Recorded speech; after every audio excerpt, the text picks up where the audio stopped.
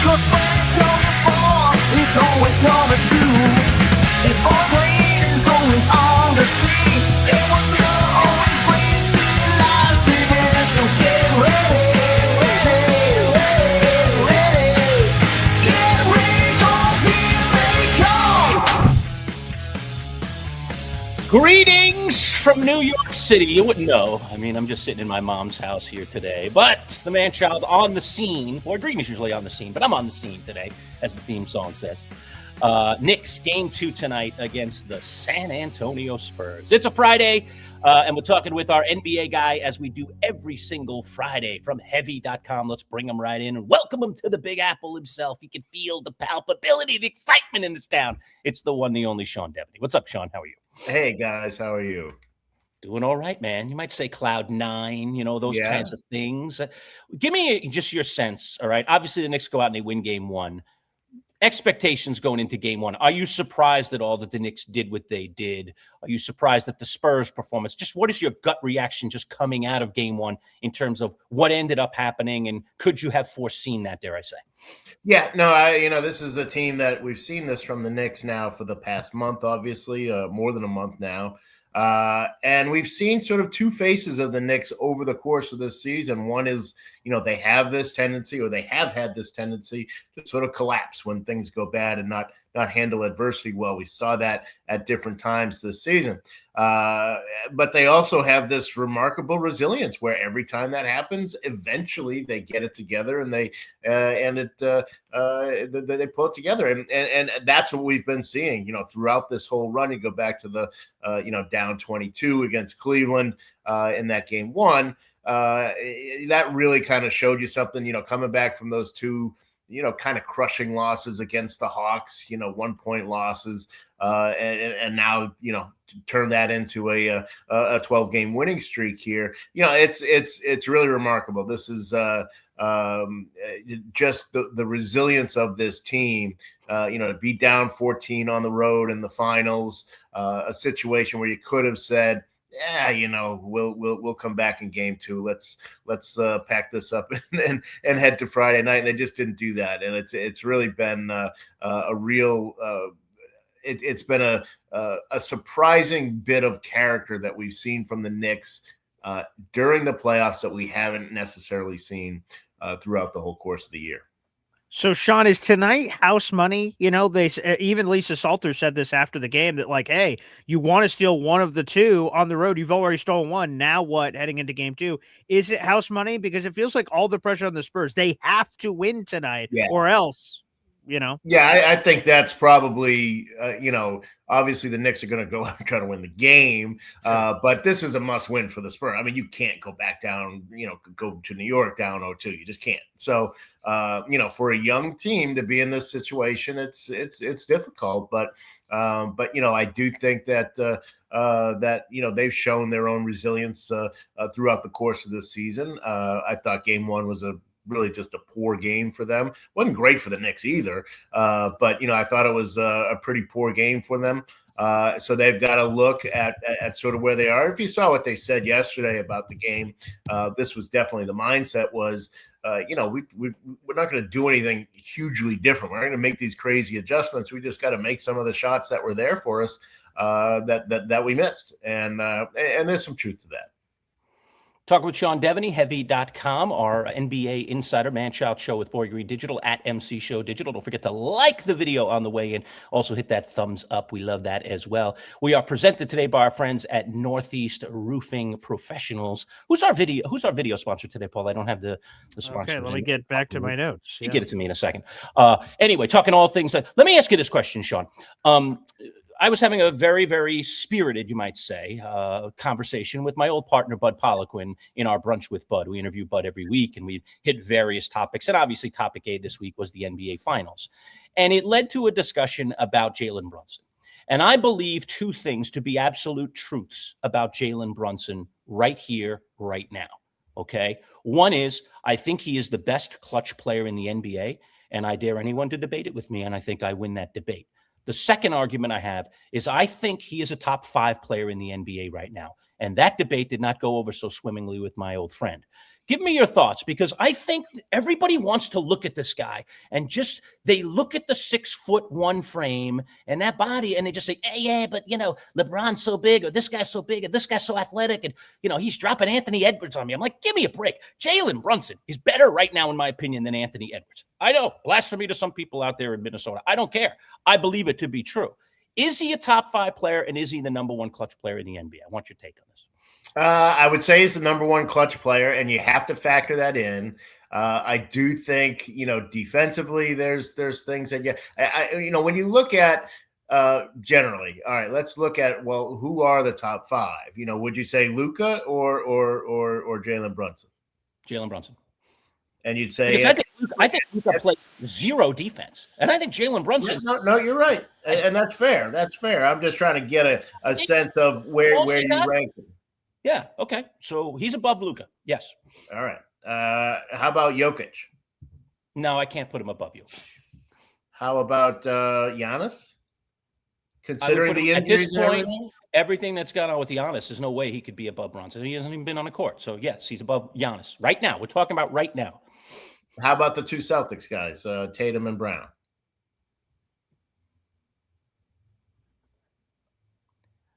I think if I were pushed to the wall, I would give you one of the 2. I'm not giving you both.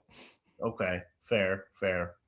I don't know that I'd have him in the top 5, I guess is what I would say. Yeah, I'm with Sean. There are guys that top 10, I'll absolutely give you probably top 8 or so. And I also think, though, but I think to your point is that it doesn't really matter, because he is the engine of the team that's in the NBA. He's the right guy for this team. That's a big important thing. Right? Absolutely right. But I do think that he is a guy that you need to have a certain team around him. I don't think you could drop him into every team and get the same production. I think you need to have the 2 big wings to kind of make up for, defensively.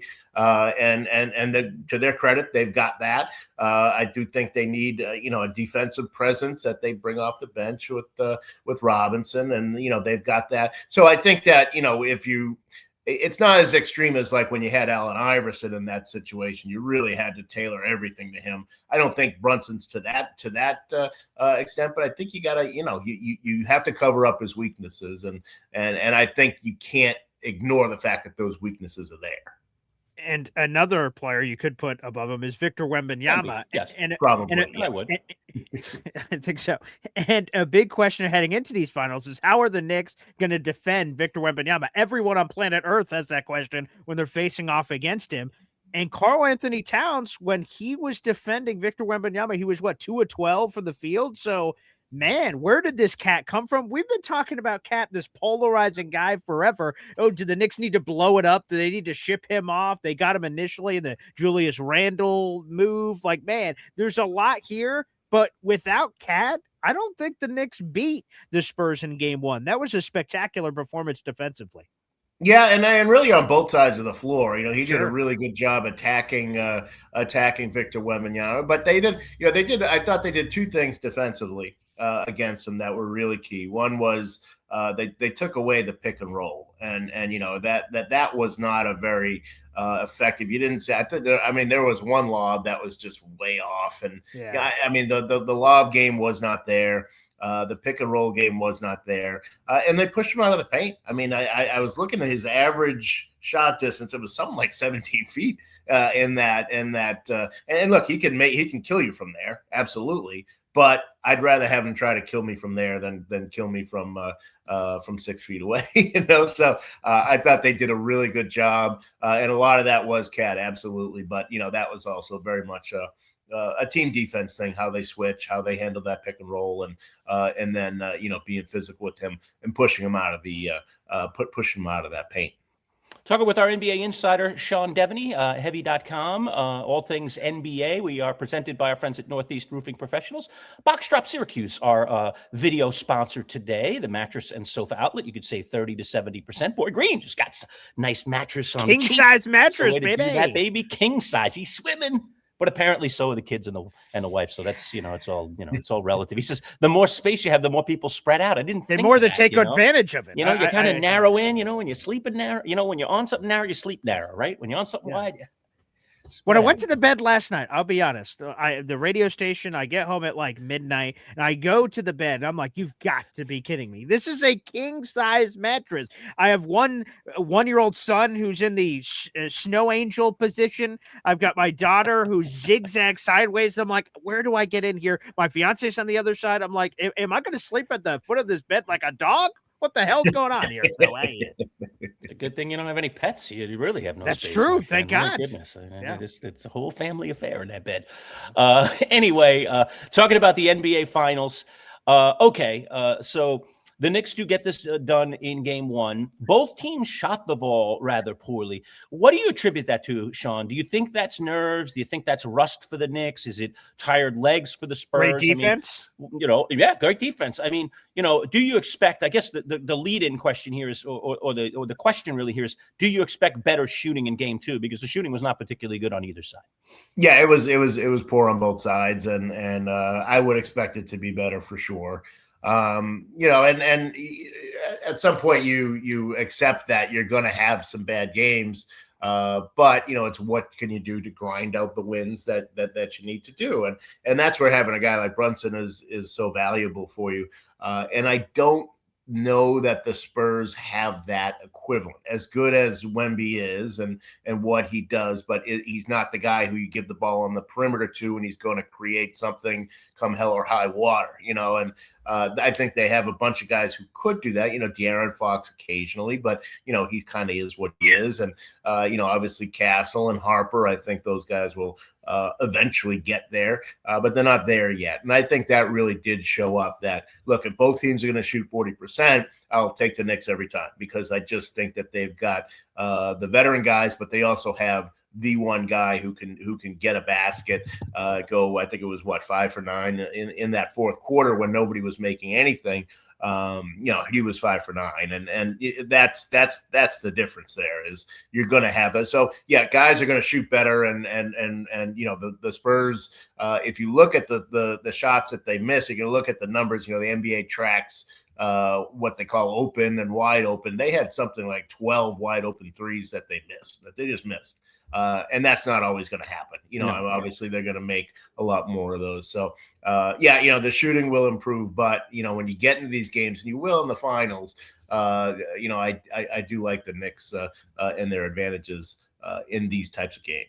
Let me ask you about those two young guys. You mentioned Harper and Castle. High hopes coming into this final for Castle. I thought he played actually very poorly. I was worried about him as a defender. I thought they might put him on Brunson and really just try to manhandle Brunson and just bump him all over the place. And if the refs are not calling anything, look out. He could really, really put Brunson in a bind, so to speak. That didn't happen. And then Dylan Harper, the son of Ron Harper. I mean, this guy has NBA pedigree in his veins. His dad was a really good ball player. That kid, the bright lights didn't seem to affect him at all. I know he didn't do much in the second half, but his coach elected to play De'Aaron Fox instead of him, which was very perplexing. So talk to me about those two youngsters, and you just kind of mentioned it in your last answer. Are they ready for the big stage? Perhaps they're and I think that's something that this is going to be valued to them, going forward, and this is going to help sharpen them and make them understand what the playoffs and the finals are all about. All that, you can throw it out any cliche you want, and that's fine. But I'm sure if I'm a Spurs fan, I'm saying, we're here now. Let's try to win now, and that's so you really, even though these guys are 21, 22 years old, you still want them to play up to where they can. I agree with you about Castle. I thought he was going to be a much bigger problem defensively. He did such a great job on Shai Gilgeous-Alexander, and it just wasn't there against Brunson, especially at key times. So that was something of a surprise. The decision to not play Harper, I think it was the last 5 minutes of the game. And Mitch Johnson said this, and Harper was asked about it yesterday, and I liked what he said. He said, "Look, we've won 62 games playing a rotation, playing the way we played. And I don't."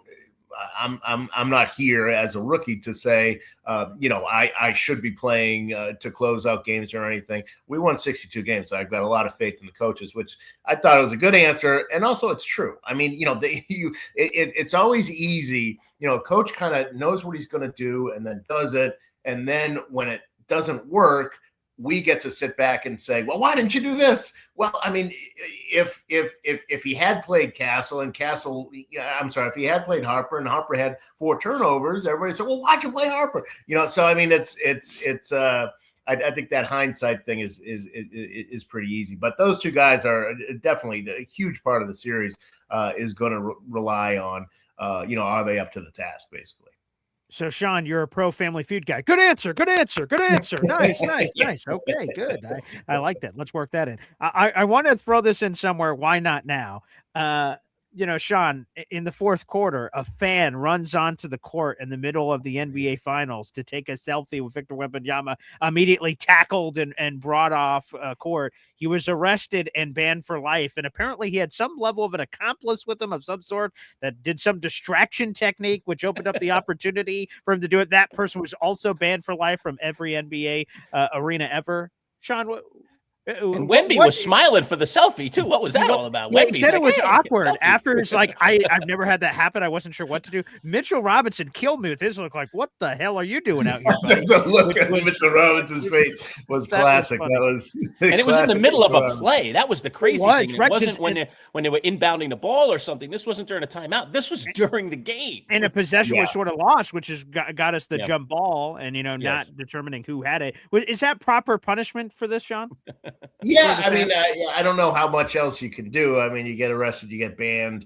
I don't know if he was doing it for some sort of a social media thing or whatever. But the funny thing about it was that you could tell the players, thought that it was maybe like something that the NBA was doing for that it was some kind of like that it was sanctioned. So that was one of the audit reactions. The other thing is, man, the NBA, I've been at a lot of these events, and there are, just no-necked security people like all along. I don't know how that kid got in. I don't know how that kid got in, because you usually have a pretty tight barrier there, especially during the finals, especially with just everything that goes on in the world around us. So it was pretty surprising that that kid got out there the way he did. And shame here. One quick follow-up here. I don't know if you've seen this story. Have you seen the Buffalo Wild Wings story, Sean? I have not. No, that's a new one for me. All right. So this is 5 million impressions right now. So this is the official Buffalo Wild Wings account. And they tweeted out, "Internet, help us find the banned fan. He can watch the rest of the finals at Buffalo Wild Wings on us." And fans are destroying them in the comments. Like, why are you championing rewarding this foolish? Yeah, exactly. Why are you rewarding this stupid behavior? So they're currently getting roasted right now on social media. There's been no update on whether or not they found the fan. Like, this is stupid. We don't I feel like that's also why in wrestling or a lot of these different things, they cut the camera off. They don't even let the person have his 5 seconds of glory on the TV, because that could encourage others to do the same thing. So yeah, shame. I like Buffalo Wild Wings. I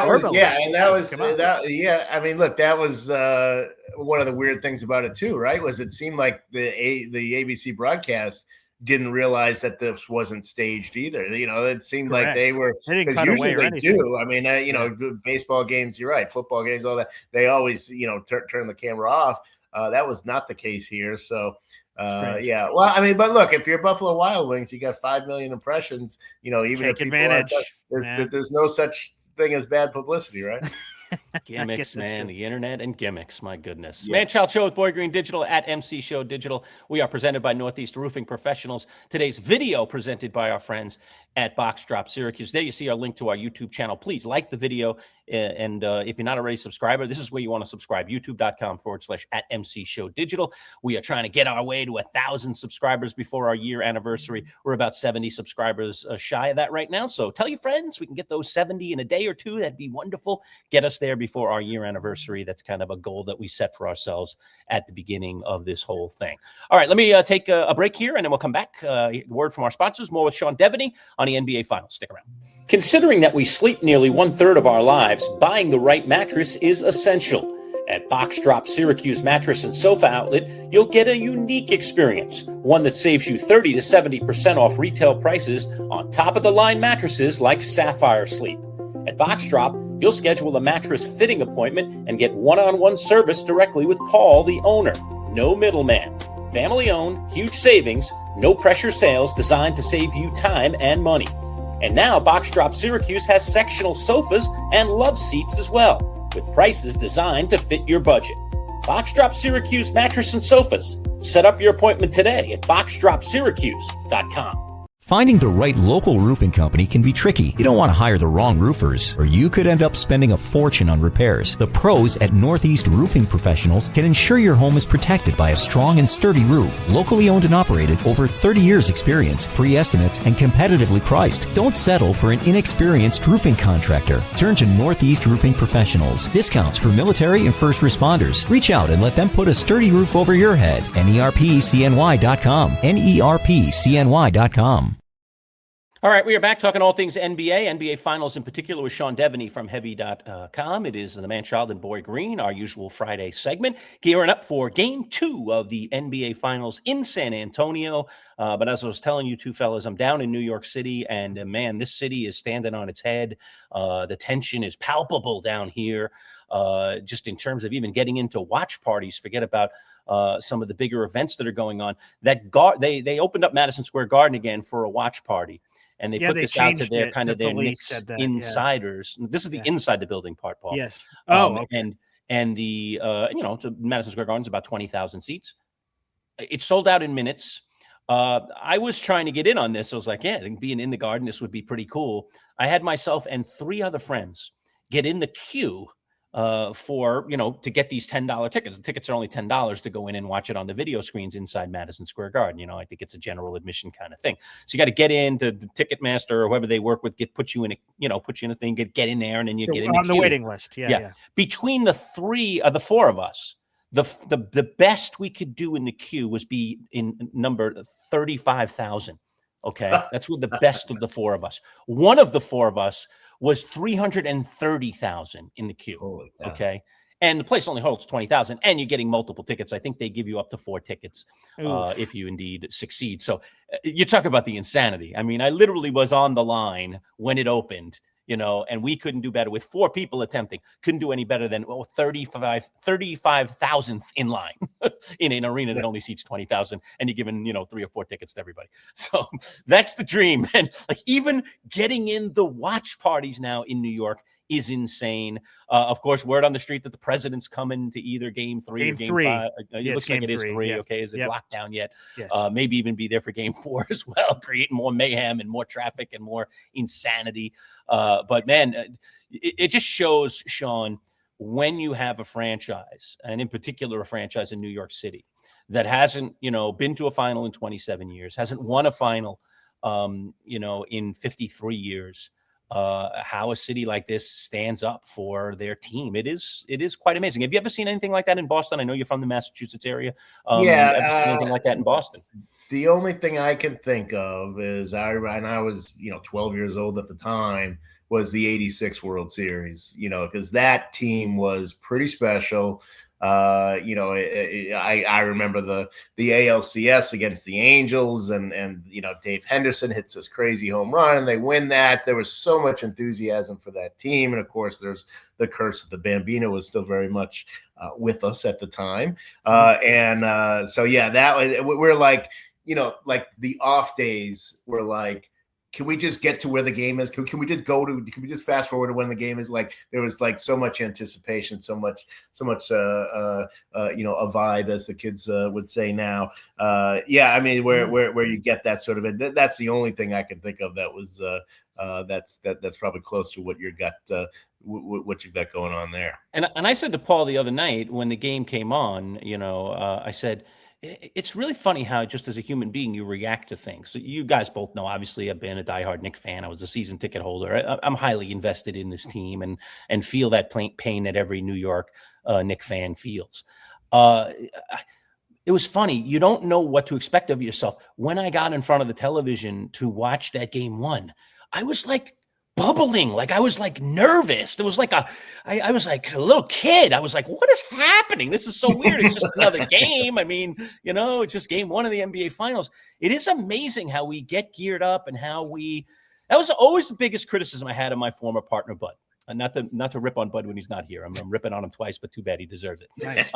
But I always would say to Bud, he always looked at things from the journalist's perspective, and he's a lifelong journalist, so God bless him, you know. And I like to consider myself a journalist whenever possible as well, even though I understand I work in an opinionated world, you know.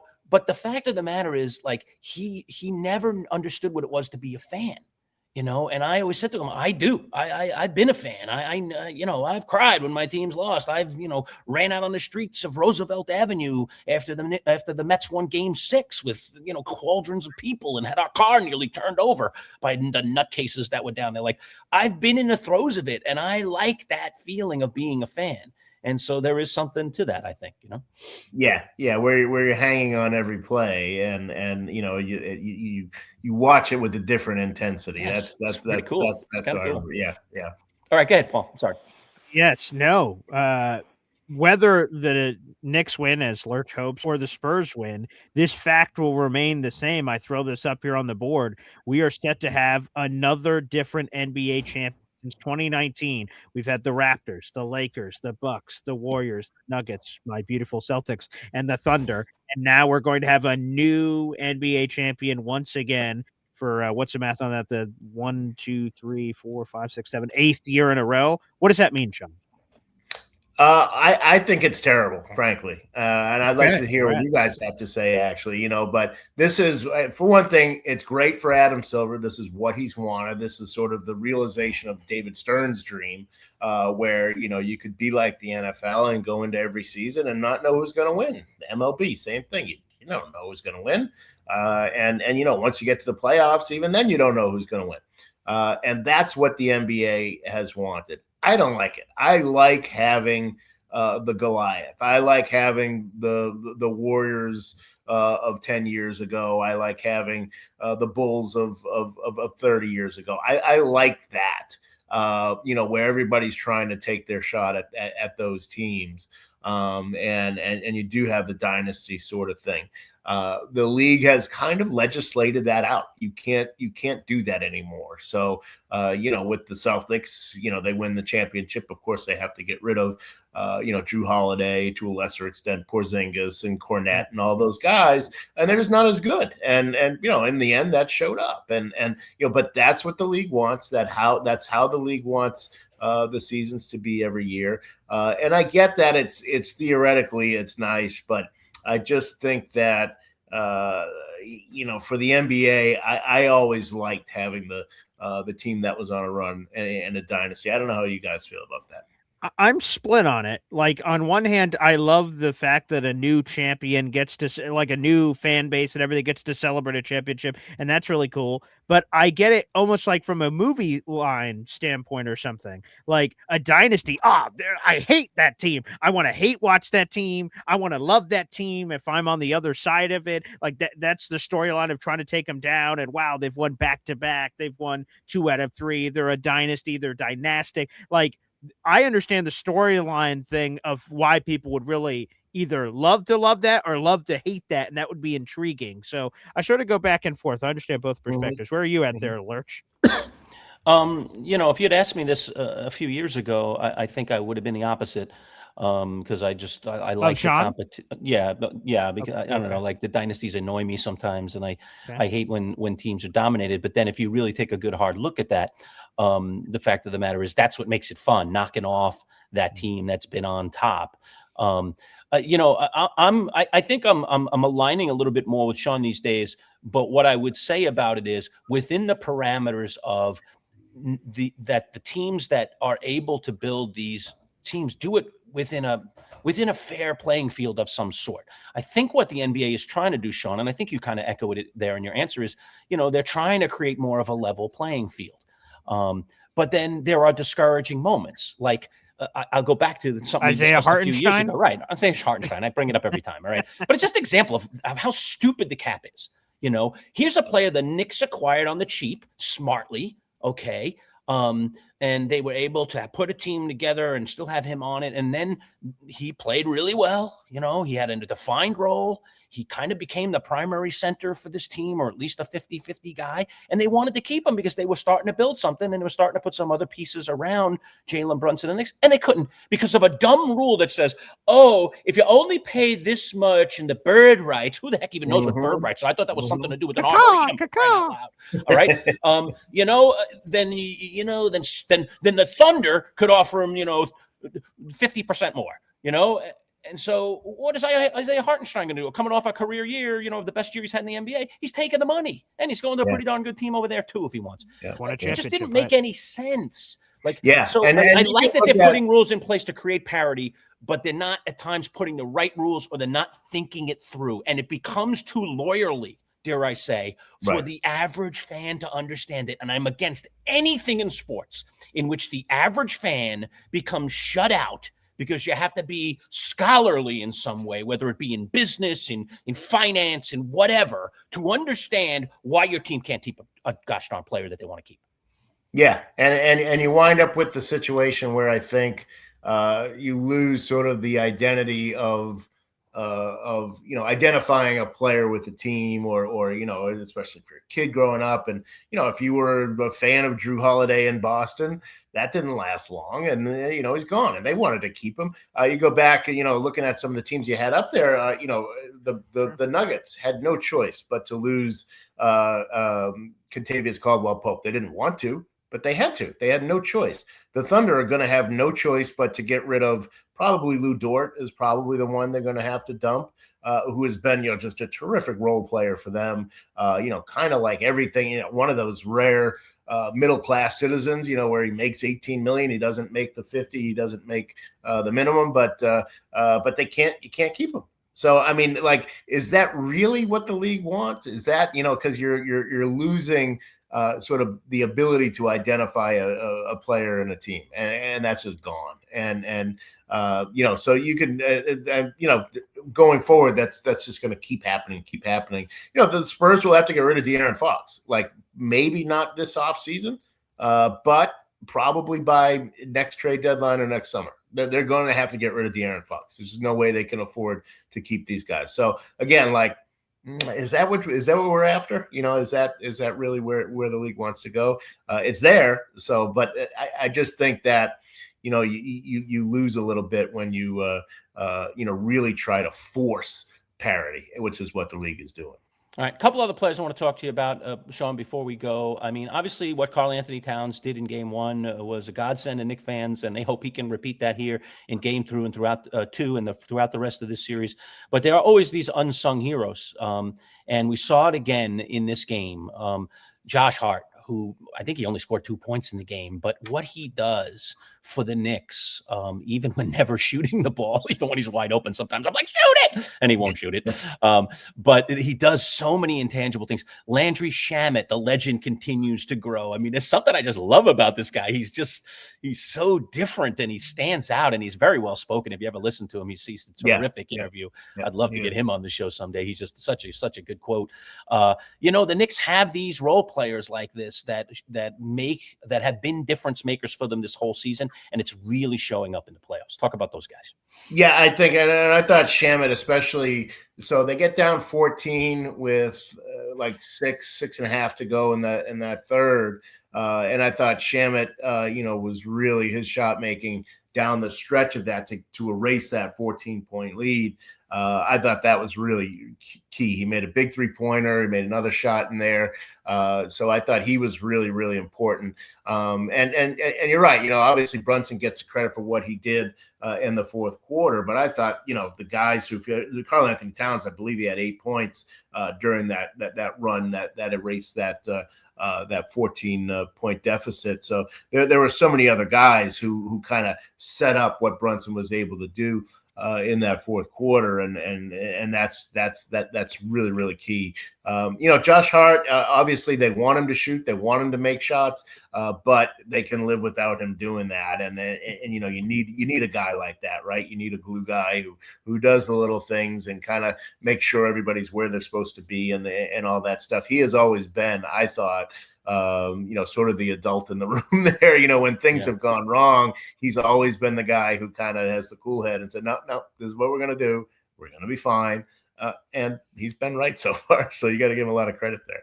And I will say on the Spurs side, I don't think their guys have stepped up the way we talked about the young guys, but I think they're probably playing Harrison Barnes more than they ought to. Sure. And even Cornette has really, he's never really seemed to find, exactly, he's much better off with the Celtics. He was a much better fit for what they were doing. And I don't think that and it's tough because you go from Wemby and then you go to Cornette and you have to change everything you're doing when you do that. And he just doesn't really seem very comfortable in that. So I think the Spurs role players have been a little bit of a problem for them really all throughout the playoffs here. And the Knicks never stopped at the trade deadline. I mean, they got Jose Alvarado, and I wasn't sure that this guy would play in the playoffs. He's playing in the NBA Finals and contributing. While Brunson was out with that injury, it was like it didn't even matter. Alvarado goes in there, he's making plays, he scored 7 points. I mean, what in the world? They are getting things from guys who have been kind of getting ready for this all season long. So when they have to flip that switch, it seems like these guys are ready to go. Yeah, and I'm sure the Spurs were, they saw Tyler Kolek warming up on the sideline with Brunson, and they were probably like, "Oh no, not him again!" Not after the NBA Cup. But then Alvarado comes in and he's better, and they've done a really good job, and you have to give Leon Rose because there's something like what is it like $35,000 underneath the that second apron there. So you've got to squeeze everything you can out of every dollar. And you look at the roster, they've done that. I mean, at every point, Mo Diawara was, when he played was good. Huck Porty's not great, but, when he's been out there, he held his own. Not that these guys are playing in the playoffs. I'm saying throughout the course of the year, they've gotten something from pretty much everybody on the roster. That's tough to do, but they've been able to do that. Let me finish off here. Sean, I don't want to put any carts before horses. Lurch is going to lose his stuff over there. But if the Knicks win the NBA championship, do you send a ring over to Tom Thibodeau? Thanks, buddy. Thanks for sort of pushing it in the general direction. Who is the other guy? Who's the other guy? Who is the guy before Steve Kerr that we talk about all the time? What's his name? Oh my God, in Golden State. Mark Jackson? Mark Jackson. That's it, Mark Jackson. All the time, I'm like, Mark Jackson got friggin' screwed, man. Look at it. He had all this thing. He had the car all revved and ready to go. And then Steve Kerr hops in this thing and says, wow, this thing drives great. Mark Jackson's like, of course it does. I knew it was going to. So, do you send a ring over there and say, thanks, buddy? I have a hunch they will not do that. That is my hunch, is that they will not do that. And, Tibbs does have a ring from his time with the Celtics. So, that's true. I don't think he'll mind too much, but obviously so many what ifs there, right? Like if they had made that move and would they still be here and all that sort of stuff. But things happen, and we've talked a million times about during the Cavaliers series, right? Like what if they had gotten Donovan Mitchell? They were this close. That almost happened. Thank God they did, And so many things that have happened for this team have worked out just right, and that's that's how you wind up here. Sean, the last time we spoke, the Western Conference hadn't been decided. It was on the cusp of being decided. So I did not get a prediction from you. I know they've played a game already. So let me ask you the honest question. If I had asked you before the series started, who would you have picked in how many games? And now you get the hindsight of you're a game in. Are you going to change your mind? So let's start with what you would have said, and then let's talk about what you are going to stick to here. Well, I'm lucky that I had both. I would have said Knicks in 6. I think I'd stick with that. I think that the Spurs have some fight in them. I know that this is not going to be an easy go. But yeah, I'd say Knicks in 6. I just think we talked about the experience level and the versatility and the depth, and I think all that showed up in Game 1. And I think the Spurs again will fight back, but I think ultimately this will be a Knicks in 6 kind of series. Yeah, but I have Knicks in 6 as well. But I will tell you something: if the Knicks win tonight, It's going to be 4 or 5. I just don't think it gets out to 6 games. I mean, it's either going to be a sweep or maybe the Spurs, the Knicks have an off shooting night. The Spurs get one, but the Knicks will even win it on the road. I just don't see it getting past 5 if the Spurs lose tonight. The pressure to me is squarely on the shoulders of the Spurs tonight. And that is a very dangerous thing to be playing against with the Knicks, who have been so kind of loosey-goosey and confident almost throughout this 12-game winning streak. And the road has not daunted them at all. I think it's now 7 straight games on the road. I mean, the road doesn't seem to bother the Knicks at all in this whole playoff world this year. Speaking of the road, Sean, if you're all right and they win this championship, how big is that asterisk we're putting on the Knicks championship? We're for on what? that What's path. the asterisk for? What is it for? For the people you've played, the game 7s, these tired friggin' Oh, teams Lord. after they're playing you, huh? How big is this asterisk? That's all I want to know. I just want to make sure I get the sizing right and I can ship it to you properly. I just want to make sure how big this Don't is. you earn the rest? I mean, I don't remember a couple of years ago when the Celtics won it, how many times they were resting while the other teams were playing. I don't know if it was this Hard to disparity that it has been with the Knicks, but you earn that rest. I mean, closing out series in the playoffs, no matter who you're playing, is very, very difficult. That last game to me is always the really, really defining one. It is hard to close out teams. But it is fortunate how this has played out, yes? Knicks boy over there. Well, Yeah. I mean, Sure. the question then would be, all right, if Jason Tatum had been healthy all year, would that have mattered? No, it wouldn't have. The Celtics in the end, they did not have enough. I think the question then is, all right, well, if Indiana had been healthy, right? What if Halliburton had been healthy? Would that? I don't even think so. I don't even think that team was. I think that team is still some pieces away. You saw them make moves throughout the year. So I'm not sure it really would have mattered. I know say the East is down, but I still think in the end, the team with the most talent is the one still playing. And I always thought that Cleveland trade to get Harden was terrible. I don't know what they were thinking. I understand they didn't have a great fit, with their guy, but still, I hated that trade. Go get a different guy, get a better guy if you're going to trade a guy of that quality away. So I didn't like that at all. I thought that hurt Cleveland.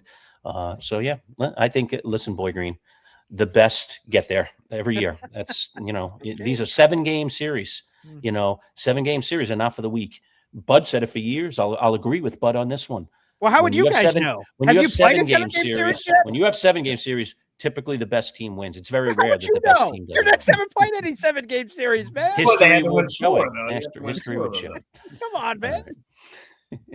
You just keep on hoping. He's actually a Knicks fan right now, Sean. That's the scary part about it. I said it. He actually wants the Knicks to win. And I said it from the first round. This isn't a late bandwagon jump. As soon as the Celtics, unfortunately, were out, I said, I'm not rooting for the 76ers. I think that's stupid when the team beats you and you're like, well, I guess I got to root for that team because at least we lost a championship team. That's stupid. As soon as I said so, I'm like, well, all right. Well, if I can't win it, we can't win it. We've already won it recently. Fine. I guess the Knicks can do it. So I've been on the bandwagon for a while, too.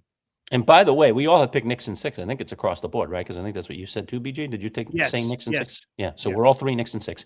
I love the rhyme and reason, that whole thing. Here's an interesting little thing. If it does get to 6 and they win at the Garden, it would be at the Garden, Game 6. Correct. The World Cup will be playing their game in the Meadowlands on that same day. Oh, yeah. And everything is going through Penn Station, which is right underneath Madison Square Garden, all the trains that go out to the World Cup. So don't get anywhere near New York City, folks, if this thing goes 6 games, unless you are going to one of those 2 events. Get out, man. If you work there, leave the day before. Take the day off. Do not go near New York City and the public transportation system, particularly the trains, anywhere on that date, which is, I think, next Thursday or whatever the heck it is. You go look it up. All right, next Tuesday or something. Don't do it. If it goes 6, get out of Dodge. Don't go. I'll be back in Syracuse by then. I don't care, man. I'll watch the parade on TV if I have to, man. I'm not doing that. So, but it's going to be fun. Sean, thanks as always. Always great to talk NBA Finals with you. It's a little more tasty, certainly for us down here in New York when the Knicks are in it, and we'll see if they can break this streak. But 12 in a row right now as we speak. That is remarkable for any team in the playoffs, and that's pretty neat stuff. Thanks, Sean. We'll talk to you again next week. All right. Thanks, guys.